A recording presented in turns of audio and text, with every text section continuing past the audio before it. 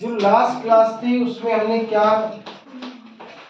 Torque का basic discussion किया था कि टाउ इक्वल्स क्या होगा R cross F. Vector R का हेड और टेल कहां कहां होगा बताओ। वेक्टर आर का हेड उस पॉइंट पर होगा that is point of application of force और टेल उस पॉइंट पर होगा जिसके अबाउट आपने टॉर्क क्या करना है फाइंड आउट करना है। क्लियर है। और फिर हमने लिखा था कि tau is equal to F R sine theta यानी कि लाइन ऑफ फोर्स पे जिस पॉइंट के अबाउट टॉर्क निकालना है उससे क्या डालो परपेंडिकुलर डिस्टेंस उन दोनों को मल्टीप्लाई कर दो। या फिर आप दूसरा तरीका क्या था आर के परपेंडिकुलर किसका कंपोनेंट ले लो फोर्स का परपेंडिकुलर कंपोनेंट ले लो उन दोनों को मल्टीप्लाई कर दो। और डायरेक्शन कैसे पता लगाई थी direction is by right hand thumb rule कि अपने राइट हैंड को वेक्टर आर से वेक्टर एफ की तरफ क्या करो कर्ल करो। इन दैट केस क्या होगा आपका जो राइट हैंड का जो थंब है that will give you the direction of torque. Clear होगी ये बात। फिर कुछ हमने क्वेश्चंस किए थे टॉर्क को फाइंड आउट करने के वेक्टर फॉर्म में। ठीक है अब आगे देखते हैं। लेट अस से कि ये आपका ग्राउंड है यहां से आपने किसी पार्टिकल को क्या कर दिया है पार्टिकल इज रिलीज्ड। ये कोई बॉल है जिसको आपने रिलीज कर दिया और ये पॉइंट O और इसकी यहां से परपेंडिकुलर दूरी D।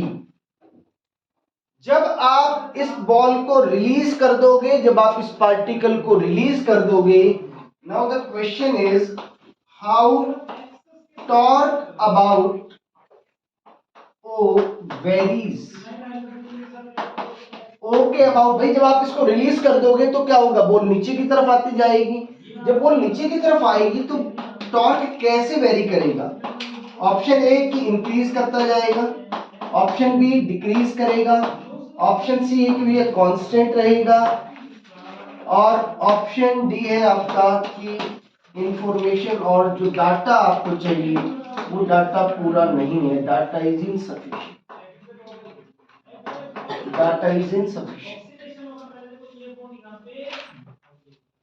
बताओ जरा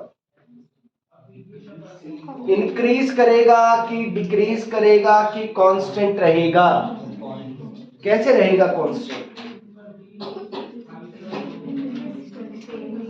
भैया आप एक बात देखो ऐसे मत सोचो आप सिंपल ऐसे सोचो कि सर टाउ बराबर क्या होता है एफ इंटू आर परपेंडिकुलर। इस ब्लॉक के ऊपर या ये जो पार्टिकल है क्या इस पर mg एक्ट कर रहा है क्या इसकी डायरेक्शन और मैग्नीट्यूड कभी चेंज हो सकता है क्या इसका मैग्नीट्यूड भी कांस्टेंट है और इसकी डायरेक्शन भी सेम है हमेशा।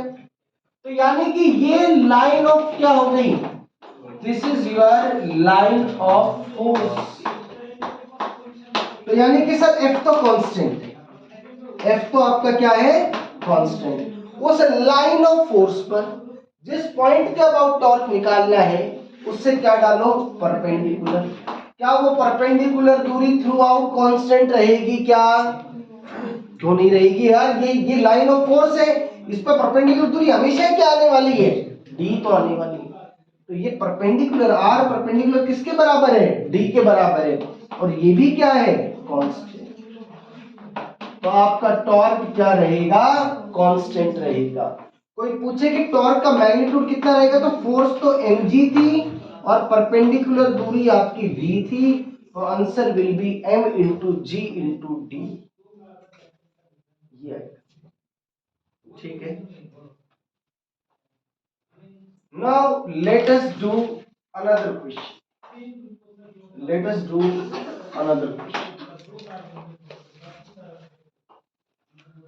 आपने क्या किया थीटा एंगल पर एक पार्टिकल को u मीटर पर सेकंड से फेंक दिया।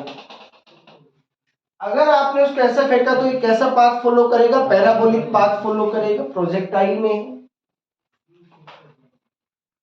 ये point O how tau about O varies. Torque जो है O पॉइंट के अबाउट इस सिस्टम का कैसे वेरी करेगा? एंड द ऑप्शंस आर कि increases, option B decreases, option C increases then decreases, option D decreases then increases, और एक और ऑप्शन आप ले लें कि एक और ऑप्शन भी है आपके पास, वो ऑप्शन ले लो कांस्टेंट।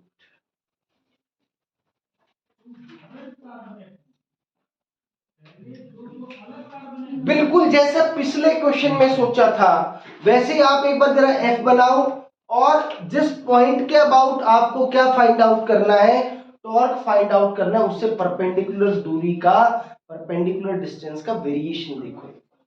एक बार करो जरा ट्राई करो, जरा एक बार करो, आसान क्वेश्चन है, मुश्किल नहीं है।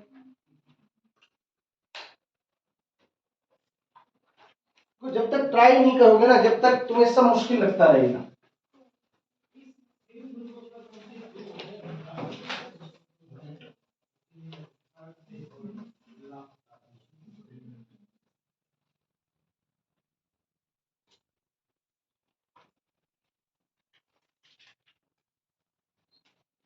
बताओ बताओ।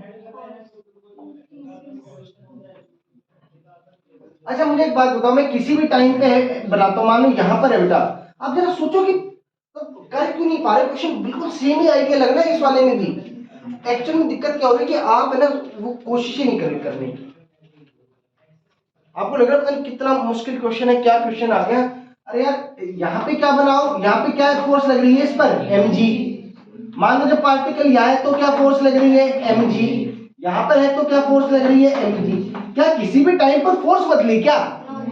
फोर्स हमेशा क्या है, सेम। तो यानी कि टॉर्क निकालने में दो ही तो चीजें हैं, एक फोर्स और दूसरा उससे परपेंडिकुलर दूरी। फोर्स हमेशा क्या है आपका, कांस्टेंट। ये फोर्स तो आपका कांस्टेंट आ गया, ये तो mg आ रहा है, ये कांस्टेंट है, ये कांस्टेंट है। लेट्स से कि जब पार्टिकल यहां पर था तो क्या लाइन ऑफ फोर्स ये होगी क्या? तो क्या परपेंडिकुलर दूरी यहां से ये वाली d1 आएगी क्या? जब पार्टिकल यहां होगा तो ये लाइन ऑफ फोर्स होगी, परपेंडिकुलर दूरी d2 ये आएगी क्या? जब पार्टिकल यहां होगा तो परपेंडिकुलर दूरी d3 ये आएगी क्या? यानी कि जैसे जैसे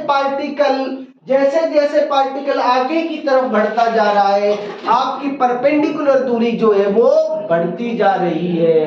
this R perpendicular is increasing continuously. ये तो कॉन्टिन्यूअसली क्या कर रहा है, इंक्रीज कर रहा है। और अगर ये कॉन्टिन्यूअसली इंक्रीज करेगा तो टॉर्क भी क्या करेगा, इट इंक्रीजेस कॉन्टिन्यूअसली। बताओ कुछ दिक्कत थी क्या इस सवाल में? टॉर्क क्या करेगा, कॉन्टिन्यूअसली इंक्रीज करेगा, कॉन्टिन्यूअसली इंक्रीज करेगा।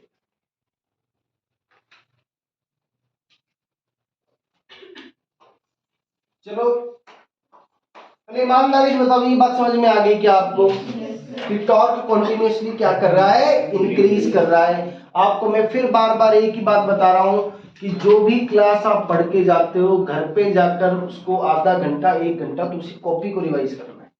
और रिवाइज का मतलब ये नहीं कि उसको कथा की तरह पढ़ना है। आप you should sit with your pen and notebook, लिखें उसको साथ साथ, वरना नहीं समझ में आएगा। अगला जो क्वेश्चन है अपना वो इसी से देख लेते हैं, इसी को ही करते हैं कि ये कोई एक बॉल थी जिसका मास m था, ये एंगल मान लिया थीटा था और u स्पीड के साथ आपको फेंका। You have to find torque about O when, या बताइए O पॉइंट वो भी है जिसको आप पॉइंट ऑफ प्रोजेक्शन भी कह सकते हो, कि जहां से आपने क्या किया है, प्रोजेक्ट किया है, उस पॉइंट के अबाउट बता। So you have to find torque about O when particle is at is at its maximum height। जब पार्टिकल कहां पर होगा, मैक्सिमम हाइट पर होगा। ठीक है, आपको बीच के रास्ते से कोई मतलब नहीं है, आपको बीच के रास्ते से कोई मतलब नहीं है, अपने को किससे मतलब है, जब पार्टिकल टॉप मोस्ट पॉइंट पर है उस टाइम पर उस पर कौन कौन सी फोर्स एक्ट कर रही है, और जिस पॉइंट के अबाउट क्या निकालना है, टॉर्क निकालना है, उस पॉइंट से उस लाइन ऑफ फोर्स की परपेंडिकुलर दूरी। देखो, जब पार्टिकल टॉप मोस्ट पॉइंट पर होगा वो यहां पर होगा बेटा, यहां पर होगा। अब जब वो यहां पर होगा तो इसका जो फोर्स लगेगी वो फोर्स क्या लगेगी, mg मास, अच्छा m दे रखा आपको, यही आपका क्या होगा, लाइन ऑफ फोर्स। जिस डायरेक्शन में फोर्स लग रही है वही अपने लिए क्या होगी, लाइन ऑफ फोर्स। ये mg आ गया। इस पॉइंट के अबाउट आपको क्या करना है, टॉर्क फाइंड आउट करना है। इस पॉइंट से आप क्या करो, इस पर परपेंडिकुलर ड्रॉप कर दो, ये मुझे आप एक बात बता दीजिए, जब पार्टिकल अपनी मैक्सिमम हाइट पर होता है तो ये वाली दूरी किसके बराबर होगी, r/2। अरे रेंज की आधी दूरी होगी। क्या आपको r परपेंडिकुलर मिल चुका है क्या, क्या आपको f भी पता लग चुका है क्या, तो अपने को टॉर्क निकालने में कोई तकलीफ नहीं है। फोर्स क्या है बेटा, mg, परपेंडिकुलर दूरी r/2। हाँ, ये अभी r/2 निकाल लेंगे। रेंज का फॉर्मूला क्या है अपना, u² sin 2θ/g। ये g तो कैंसिल आउट हो गया, it is mu² sin 2θ/g। अब अगर ध्यान से देखो तो ये पता क्या है, ये वाली चीज क्या है, मैं इसको एक और फॉर्मेट में लेके आ रहा हूं, आप सब कुछ कर, ये काइनेटिक एनर्जी है। अरे पार्टिकल को जब आपने फेंका तो क्या उसकी काइनेटिक एनर्जी हाफ mu² थी क्या, तो torque in form of kinetic energy आ गया आपका, tau is equal to k sin 2θ। किसी भी फॉर्मेट में कहीं से भी सवाल पूछ सकते, बोलो क्लियर है क्या। अच्छा, इसी सवाल में एक और पूछ सकता है, एक चीज और पूछ सकता है, in previous question find out torque about point of projection,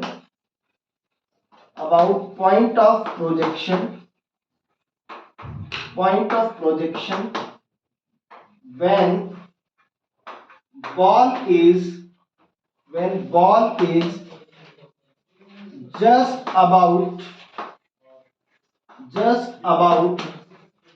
to hit the ground। Ball just ground को क्या करने वाली थी, हिट करने वाली थी, उस समय पर क्या बताना है आपको, टॉर्क बताना है।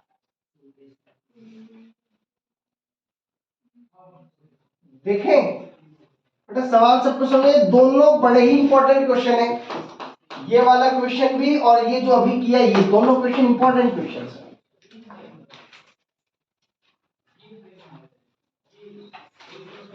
देखो भैया, देखो ये आपका पॉइंट O जो आपने प्रोजेक्ट किया था, जब पार्टिकल हिट करने वाला होगा तो उस पर फोर्स अभी भी क्या लगेगा, mg लगेगा, उसकी डायरेक्शन वर्टिकली डाउनवर्ड होगी, और लेकिन इस बार इसकी दूरी कितनी होगी, r। क्या ये परपेंडिकुलर दूरी और ये दोनों में आपस में 90 डिग्री एंगल है क्या, ये तो हो गया आपका आंसर, mg इंटू r की वैल्यू क्या है, u² sin 2θ/g। फिर से कैंसिल, ये क्या हो गया, mu² sin 2θ। काइनेटिक एनर्जी की फॉर्मेट में लेके आ सकता हूं क्या मैं, इसको 2 से मल्टीप्लाई और 2 से क्या कर दो, डिवाइड। जब आप ऐसा कर दोगे तो क्या मिलेगा, 2k sin 2θ।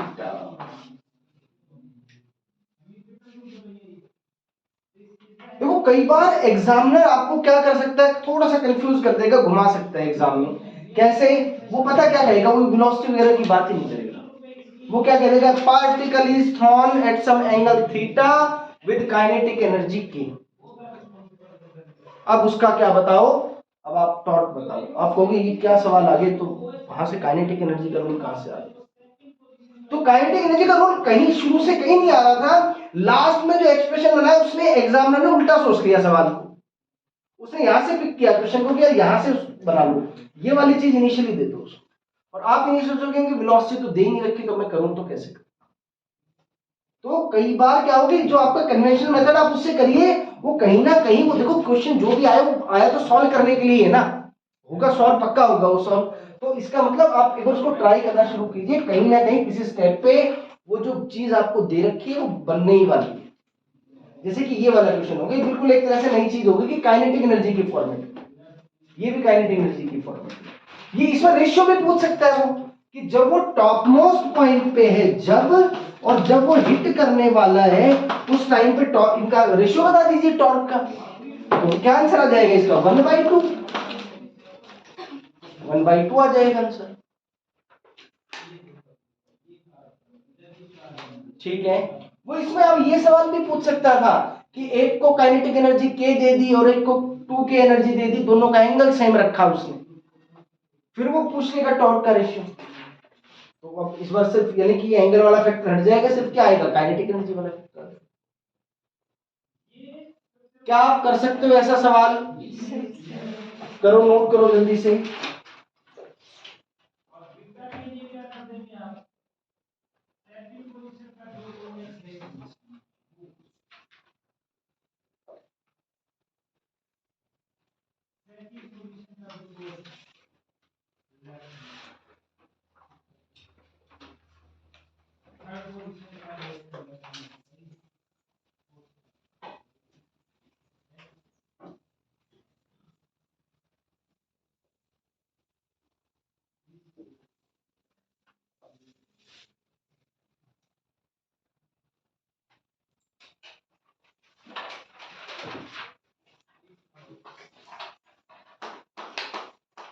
देखो एक क्वेश्चन करते हैं।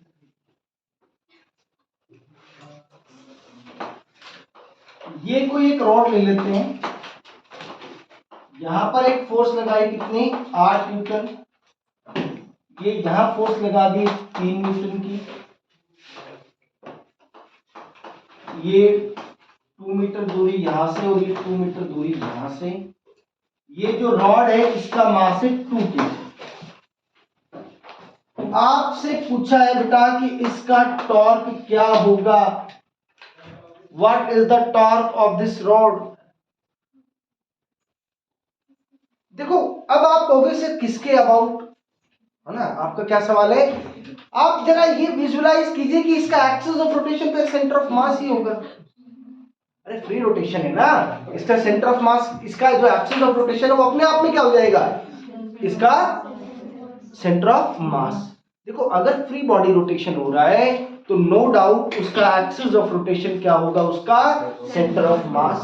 अगर कोई बॉडी, कोई रॉड हिंज्ड है, अरे हिंज का मतलब समझ में आ रहा है कि एक एंड पे आपने उसको क्या कर रखा है, फिक्स कर रखा है। अब हिंज वाले केस में छोड़ दोगे तो उस केस में क्या रहेगा, एक्सिस ऑफ रोटेशन, जो पॉइंट ऑफ हिंज है।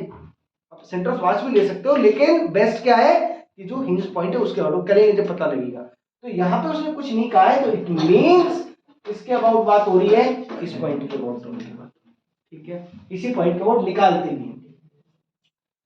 2 kg का ब्लॉक है, पहले तो इसका एफबीडी बना लो भैया, ये इसका 20 न्यूटन फोर्स ये भी लगेगा।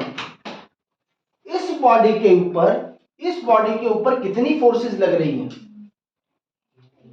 अरे कितनी फोर्सेस लग रही हैं? 3 फोर्सेस ही तो लग रही हैं। तो अगर 3 फोर्स लग रही हैं तो देखो मैं पहले इस पॉइंट का आउट निकाल लेता हूं, आपका सेंटर ऑफ मास। इस सेंटर ऑफ मास के अबाउट इस 20 न्यूटन फोर्स के कारण, इस 20 न्यूटन फोर्स के कारण टॉर्क की वैल्यू क्या आएगी?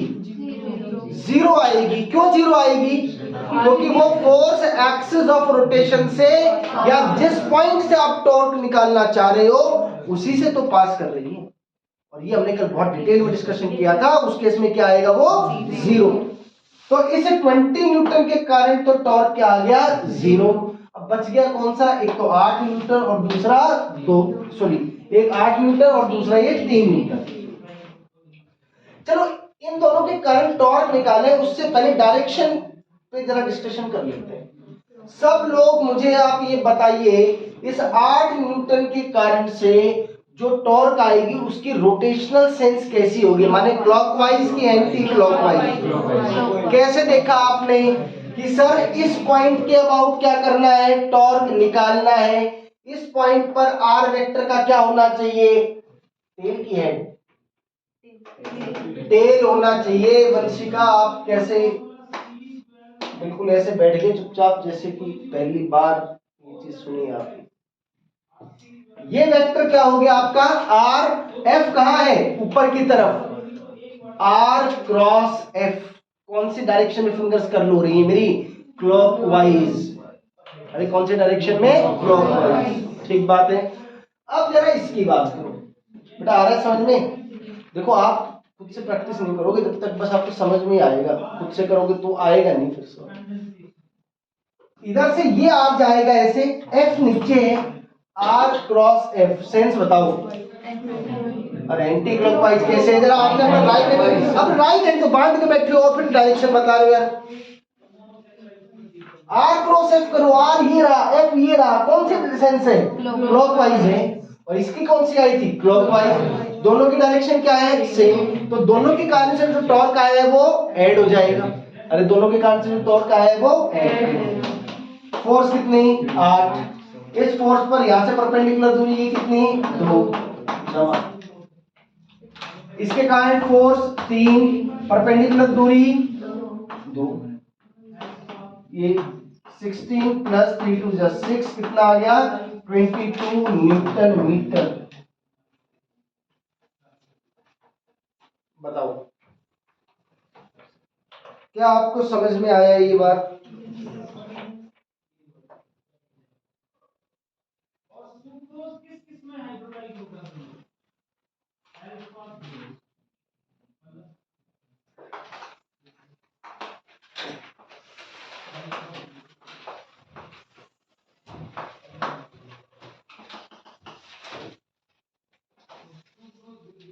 लेट अस से कि ये फोर्स है 10 न्यूटन, ये लग रही है कितने एंगल पर, 37 डिग्री। ठीक है, ये एक रॉड है, ये रॉड है जिसकी लेंथ 4 मीटर है, और भैया इसका मास मान लो कितना, 2 kg।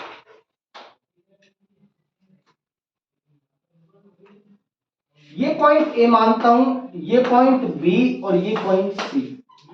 Torque about A, torque about, अच्छा इसको सी रख लो क्योंकि सेंटर ऑफ मास भी है ना। बी के अबाउट टॉर्क और सी के about. My very first question is, क्या तीनों पॉइंट्स के अबाउट टॉर्क सेम आएगा कि अलग अलग आएगा, अलग अलग आएगा। ऑब्वियसली क्या आएगा, अलग अलग आएगा। चलो देखो, क्योंकि टॉर्क तो हमने कहा था ना, torque is defined about an axis और पॉइंट, तो अगर आप वही चेंज कर दोगे तो वो वैल्यू चेंज हो जाएगी आपका। पहले तो आप ये देखो कि ये फोर्स ऐसे आ रहा था, इट मींस ये फोर्स ऐसे आ रहा था, ये 37 डिग्री था।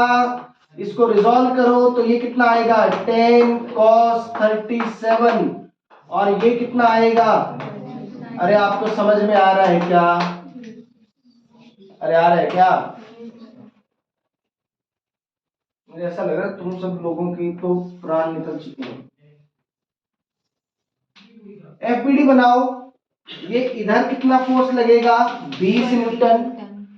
इस फोर्स का एक कंपोनेंट ही आया, 10 cos 37, 10 cos 37 is 8 Newton,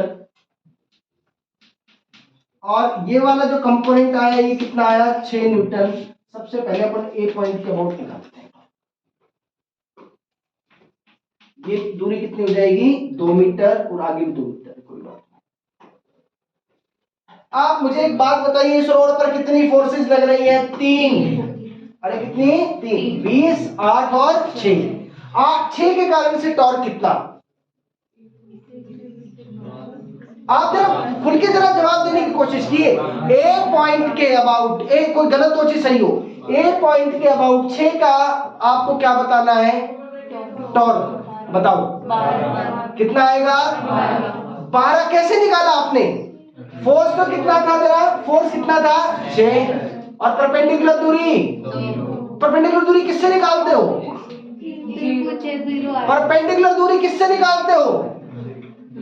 force की उस पॉइंट से जिसके अबाउट क्या निकालना है? टॉर्क। या इसके अबाउट ही निकालना है, इसके अबाउट 2 मीटर कैसे आगे दूरी?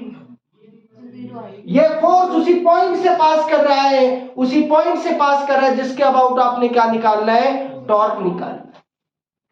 मतलब मैं यहां 50 लिख दूंगा तो तुम फिर 6 तो 50 बताओगे। इस 6 के कारण से टॉर्क कितना आएगा? 0। इस 8 के कारण टॉर्क कितना आएगा? ए पे? हाँ, ए के अबाउट 8 के कारण, क्योंकि 8 ए से क्या कर रहा है? पास। आ रही है बात समझ में? ये बात समझना बहुत जरूरी है कि जिस पॉइंट के अबाउट टॉर्क निकाल रहे हो, फोर्स अगर उससे पास कर रही है तो यार उसके कंपोनेंट भी तो पास करेंगे, उसके कंपोनेंट भी पास करेंगे, तो वो सीधा सीधा उसके कारण तो टॉर्क 0। समझ में आ गया? चलो, यानी इन दोनों के कारण कोई टॉर्क नहीं आएगा। किसके कारण आएगा? 20 के अबाउट। 20 के अबाउट आएगा कि नहीं आएगा? अरे आएगा, बिल्कुल आएगा यार। ये आपका एक्सिस है और ये परपेंडिकुलर, ये फोर्स है तो अलग अलग है, वो तो सेम से पास करेंगे। तो टॉर्क अबाउट टी, फोर्स कितनी लग रही है? 20 न्यूटन। इस फोर्स पे, ये फोर्स इस पॉइंट से परपेंडिकुलर दूरी, क्या ये परपेंडिकुलर दूरी है? कितनी है? 2। कितना आया? 40 न्यूटन मीटर। क्लियर है क्या? अब निकालते हैं अपन अबाउट सी, वो सेंटर ऑफ मास भी है। क्या एफपीडी आप पहले से बना चुके हो? ये कितना आएगा यहाँ पर? 20 न्यूटन। इस फोर्स का एक कंपोनेंट भैया ये किधर कितना आया था? ये 8 न्यूटन। और ये दूसरा कंपोनेंट कितना आया? 6 न्यूटन। अपने को सी की अबाउट बताना, टॉर्क अबाउट सी। कितनी फोर्स लग रही है? अरे कितनी? कौन कौन सी? 8, 6 और 20। 20 के कारण बताओ। 0। क्यों? उसी एक्सिस से क्या कर रही है? पास। 8 न्यूटन के कारण से, अरे 8 न्यूटन भी तो इसी से पास कर रही है क्या? उसके कारण भी कोई टॉर्क नहीं आएगा, उसके कारण भी कोई टॉर्क। किसके कारण आएगा? 6 के कारण। 6 फोर्स है और ये परपेंडिकुलर दूरी कितनी है? 2 metre. 12 newton metre. 12 newton metre.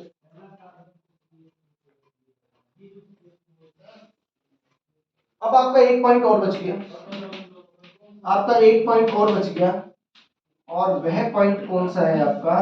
B point. चलो बी पॉइंट में देखते हैं। इधर ये आया 8 न्यूटन, इधर ये आया 6 न्यूटन, और ये आया 20 न्यूटन। ये दूरी 20 मीटर, और 20 मीटर नहीं, सॉरी 2 मीटर, और ये पॉइंट है आपका बी। बी पॉइंट के अबाउट 20 न्यूटन के कारण से टॉर्क आएगा क्या? बोलो। तो वो इसके कारण से जो आएगा उसकी डायरेक्शन और बता दो मुझे। देखो इस बार डायरेक्शन कोई मत गलत मत बताना प्लीज। सबका एक तो जेब से हाथ निकाले, सब राइट हैंड का इस्तेमाल करो। एंटी क्लॉकवाइज राइट हाथ किसी का इस्तेमाल होते हुए दिखाने, बट आंसर सब बता रहे हैं। अब ये नहीं पता गलत है कि सही है। क्या डायरेक्शन आई है? कैसी आई है? Anti clockwise. कारण इस पॉइंट का अबाउट निकालना है तो ये ऐसे जाएगा, आर तो ऐसे और एफ नीचे। कौन सी डायरेक्शन आ गई? Anti clockwise. इसके कारण और बताओ। अरे अच्छा 8 के कारण बताओ। 8 के कारण 0, क्योंकि तो उसी से पास कर रही है। 6 के कारण डायरेक्शन, दोनों की डायरेक्शन ऑपोजिट। अरे दोनों की डायरेक्शन ऑपोजिट। तो देखो नेट टॉर्क अबाउट बी लिखता हूं। इसके कारण कितनी आएगी 20 इंटू 2 और इसकी डायरेक्शन ऑपोजिट है 6 इंटू 4। अरे इसकी दूरी कितनी है 4। नहीं आया, क्या नहीं आया बता। डायरेक्शन आप देखो कैसे देखना, फिर से वही बात कि आपको बी पॉइंट का अबाउट इसके कारण देखनी थी। बी पॉइंट पर हेड टेल रहेगा, ये आर, ये F, R cross F. Direction fingers की कहा जा रही है, कौन सी दिशा में जा रही है एंटी क्लॉकवाइज। अब 6 वाले का देख, 6 वाले के लिए भी तो आर वेक्टर तो यही है, आर से एफ। ये आ गया कितना आपका 40 माइनस 24, कितना आया बताइए 16। क्या दोनों टॉर्क सेम आए? अरे आपने तो ए के अबाउट निकाला, बी के अबाउट निकाला, सी के अबाउट निकाला, सब में टॉर्क सेम आया कि अलग अलग आया? सब में टॉर्क अलग अलग आया, क्योंकि एक्सिस ऑफ रोटेशन बदलते ही क्या बदल जाएगा? टॉर्क बदल जाएगा आपका। क्या बदल जाएगा? टॉर्क बदल जाएगा आपका। क्लियर है?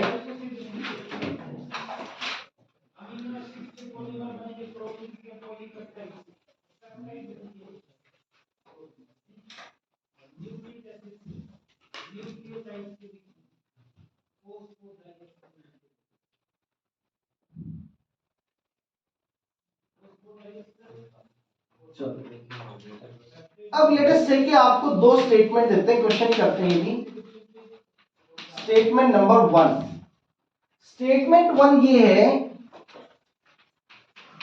If torque is 0 it implies कि फोर्स इज नेसेसरली 0। पहली statement. Statement number 2, statement number 2 ये क्या कहता है कि अगर आपकी फोर्स 0 है तो देन टॉर्क बराबर 0। अब आपको बताना है कि कौन से स्टेटमेंट ट्रू और फॉल्स है। True true, true false, false true, false false. जरा पहले सोच तो लो, बिना कुछ सोचे अगर आप जवाब दे रहे हो तो इसका मतलब आप ये चीज, ये सवाल पहले पढ़ चुके हो। बताओ, बस ऐसा लिख रखा है। नहीं, इफ टॉर्क 0 तो इसका मतलब तो टॉर्क तो 0 ही है। इट मींस कि 100% ये होगा है। इंप्लाइज का मतलब यही होता है कि ये 0 होने का मतलब ये हुआ। अरे इंप्लाइज का मतलब क्या हुआ कि भाई पक्का यही रिजल्ट आने वाला है इससे। मस्ट है, बिल्कुल ये मस्ट वर्ड है ये। इसका मतलब है कि अगर टॉर्क 0 है देन फोर्स मस्ट बी 0। अगर force 0 then torque must be 0।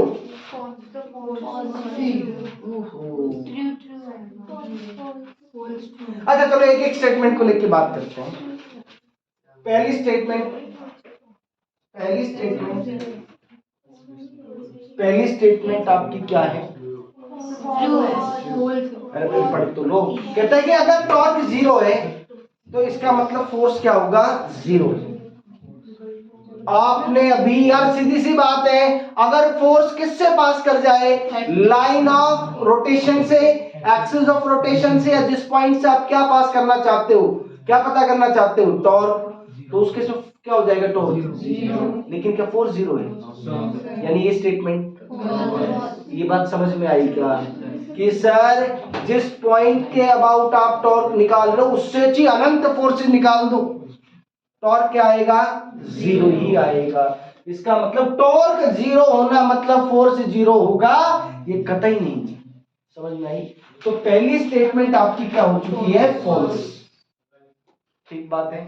अगली स्टेटमेंट कि अगर फोर्स 0 है तो टॉर्क 0 होगा। इस पे सोचो जरा ये बात कि अगर फोर्स क्या हो गया? 0, तो टॉर्क वहां क्या होगा? 0। ये बात सत्य है कि असत्य है? ये बात असत्य है। ऐसे कैसे? अभी बता देते हैं आपको। ऐसे ऐसे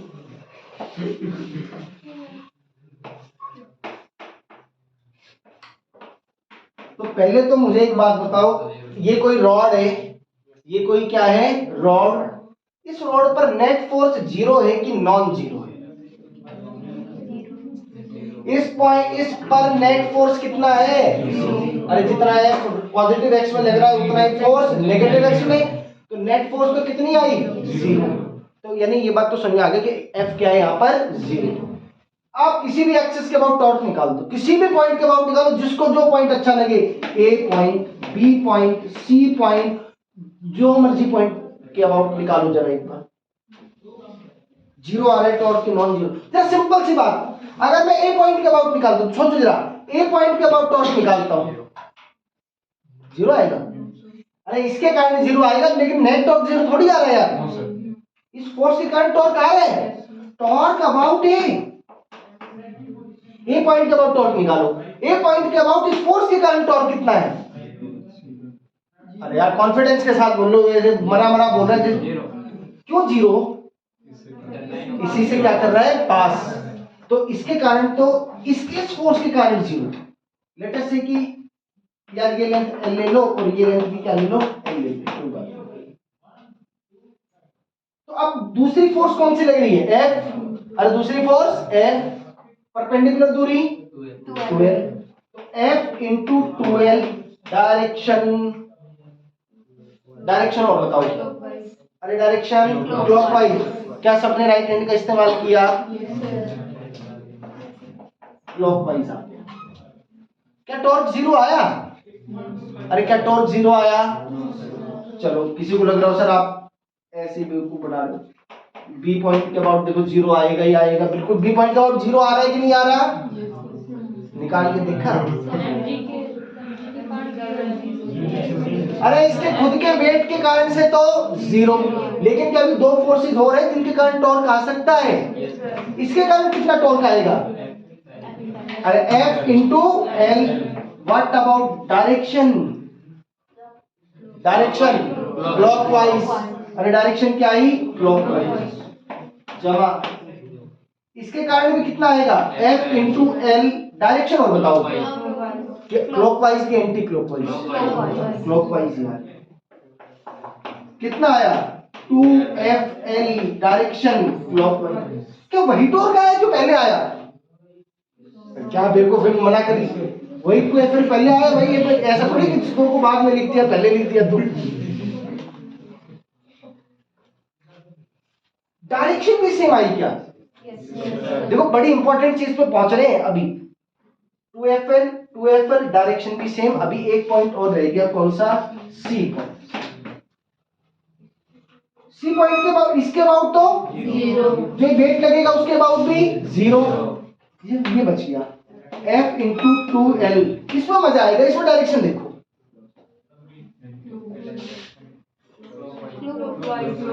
जरा ध्यान से देखो।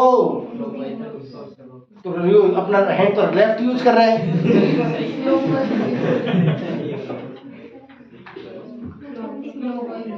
कृतिका ही हमें सही बता सकती है सर। हाँ बिल्कुल कर लो। भूमि बताओ आप। क्लॉकवाइज।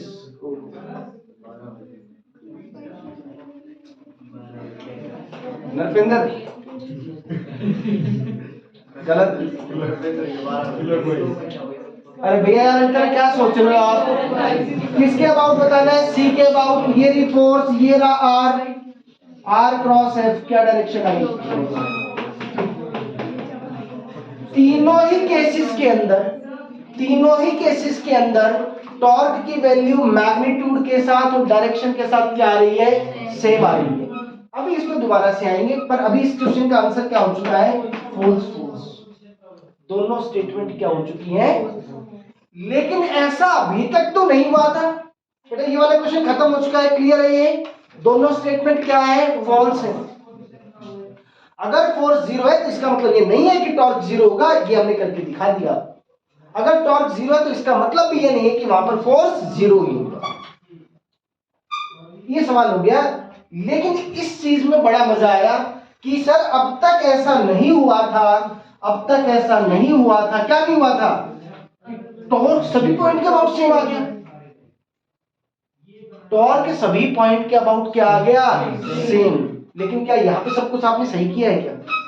बिल्कुल यार, पूरा इतनी देर से किया, सब पूरा बिल्कुल सही करे हो, सारा टॉर्क निकाला, डायरेक्शन सब बिल्कुल सही निकाल रखे, लेकिन सबके अबाउट टॉर्क सेम आए, ये बड़ी अच्छी बात हुई इसमें, और ये चौंकाने वाली बात भी थी। लेकिन इसमें ऐसी कौन सी नई चीज आ गई जो पहले नहीं थी, वो ऑब्जर्व करो जरा।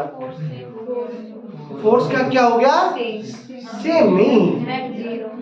यस, नेट फोर्स पहले जीरो नहीं था, लेकिन यहाँ अब नेट फोर्स क्या है, जीरो। इसका मतलब सर बड़ी अच्छी बात समझ में आ रही है कि if net force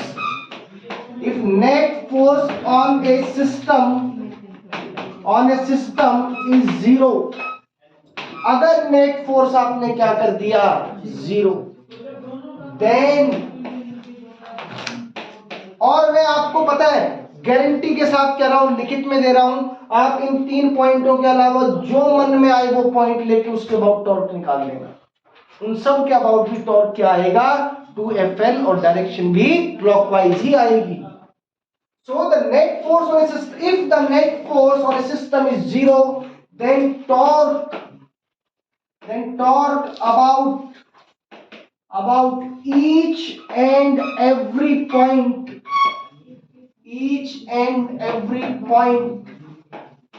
of the body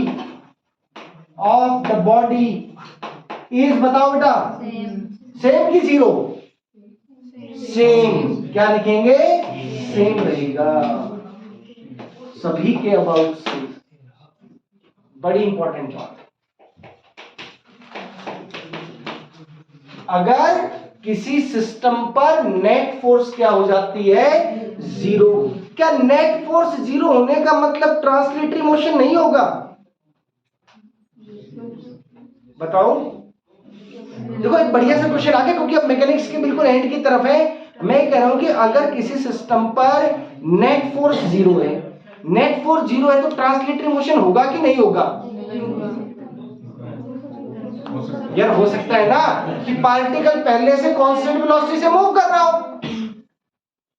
अगर पार्टिकल पहले से कांस्टेंट वेलोसिटी से मूव कर रहा है तो उसके कारण क्या नहीं होने वाला, उसकी वेलोसिटी चेंज होने वाली नहीं है। नेट फोर्स पार्टिकल मूव करता है। हाँ, अगर पार्टिकल पहले से रेस्ट पर था, आपको सवाल को ध्यान से समझना पड़ेगा। अगर पार्टिकल पहले से कहां पर था, रेस्ट पर था, फिर एफ नेट जीरो है, तो आप उसका स्टेट ऑफ मोशन बदल नहीं सकते। वो कैसे रहेगा, ट्रांसलेटरी मोशन नहीं करेगा, वो इसी पॉइंट के अबाउट घूमता रहेगा। लेकिन अगर रोड पहले से घूम रही थी, अब क्या हुआ, अब मान लिया कि कुछ ऐसा आपने कर दिया कि ऊपर से इधर फोर्स और नीचे से यहां फोर्स लगा दिया, अब ये आगे भी जाएगा और घूमेगा, पीछे भी, वाह आगे भी जाएगा, कैसे जाएगा यार, आगे भी जाएगा, पीछे भी जाएगा, घूमेगा भी। अच्छा एक बात बताओ कि एक फिजिक्स में बढ़िया सवाल, कॉलेज में पढ़ लिया ना सबने? अरे कॉलेज में पढ़ रखा है, चलो अब सुन लो।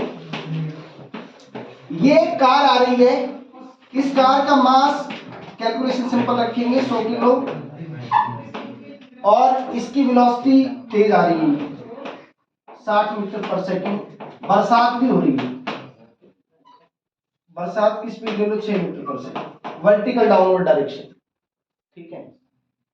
यहां पर एक पोल है, रोड के साइड में पोल लगा हुआ है, और अब इस पर लाइट भी लगाई हुई है, ठीक है। और यहाँ पे जो बल्ब लगाया हुआ है उसकी पावर 60 वाट, +2 वाला तो बता ही देंगे। अब ये जो कार है ना, ये आकर के इस पोल का मास भी है, बताओ कितना रखें, 10 किलो ना, कैलकुलेशन आसान रहनी चाहिए, ठीक है। इसका मास है 10 केजी, इसका मास लेस है, बट इसकी पावर दे रखी है। ये बल्ब बेसिकली जल रहा है, बट बरसात के कारण क्या हो गया, ये आके टकराई इससे। अरे सुन लेना, लाइट नहीं आई बरसात में, क्या जब बरसात होती है उस दिन क्या करते हैं, मौसम अंधेरा, लाइट आती नहीं है। कैसे बात कर रहे हैं आप, कहीं कोई ट्राइबल एरिया में तो नहीं रहता कि जंगलों जंगल। अब ये सुनो, ये 100 kg की कार आई 60 मीटर पर सेकेंड से और इस खंभे से टकरा, ठीक है। जो कोलिजन हुआ आपका perfectly elastic collision, perfectly inelastic collision, ऐसा मान। उसके बाद कोलिजन जब हो गया, उसके बाद ये जो यहाँ पे जो लाइट लगी हुई थी बल्ब, ये बंद बुझ कर रहा है।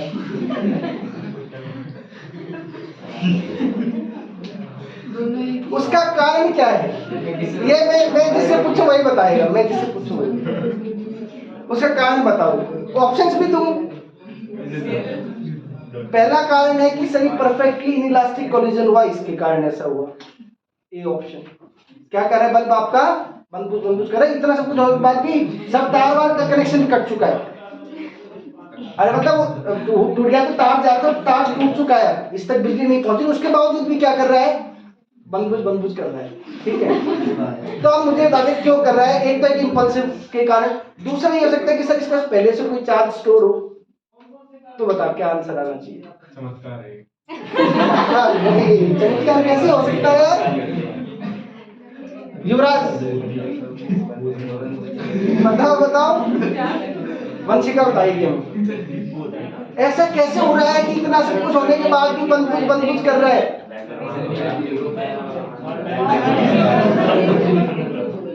भैया बंद और बुझ एक ही बात है।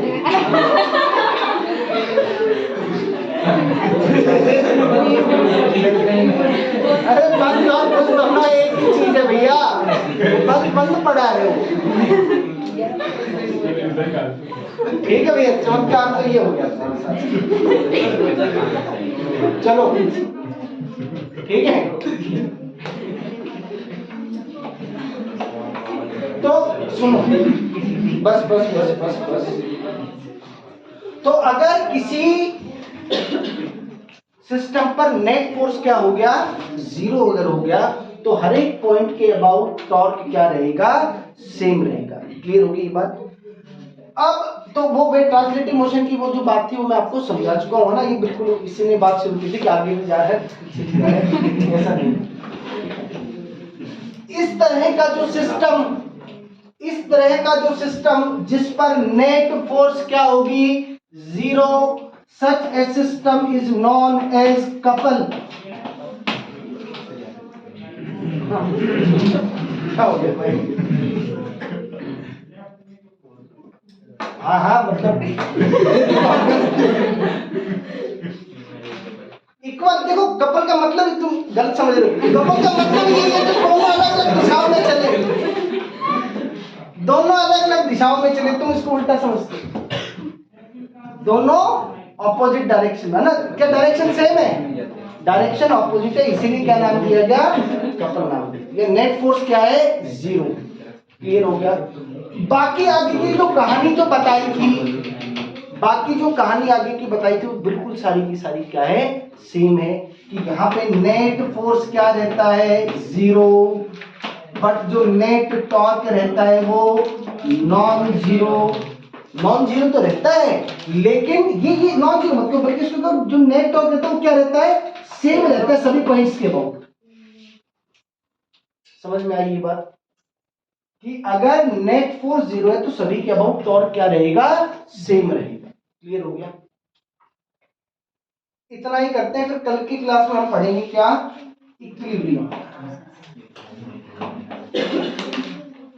इक्विलिब्रियम पढ़ेंगे। इक्विलिब्रियम में आपने इक्विलिब्रियम का एक पार्ट पढ़ा हुआ है, कौन सा? ट्रांसलेशनल इक्विलिब्रियम पढ़ा हुआ है। रोटेशनल इक्विलिब्रियम उसका हम करेंगे, इंपॉर्टेंट टॉपिक है। इतना आप सब कर ले, इसकी क्वेश्चन की प्रैक्टिस कर ले, बाकी कल करेंगे।